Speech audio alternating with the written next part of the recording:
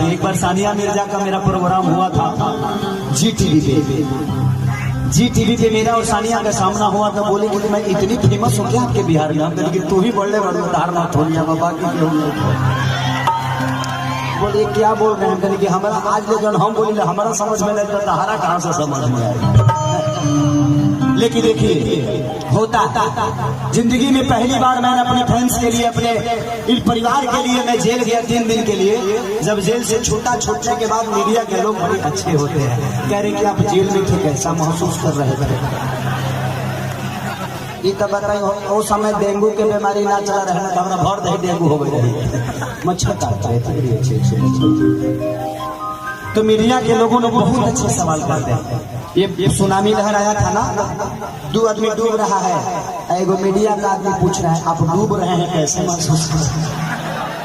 हम टीवी देख रहे थे, बोले की करो कि घींच ले महसूस बुझा जाएगा। हाँ जहाँ डूब के मरले में महसूस बुझा जाएगा। लेकिन करना ही था तो शान से करती, करना ही था तो शान से करती, प्यार ही करना था तो हिंदुस्तान से करती। ये सब लोग जानते हैं कि सैफ अली झूठा है मकार है। अरे शादी ही करना था तो यूसुफ पठान से करती।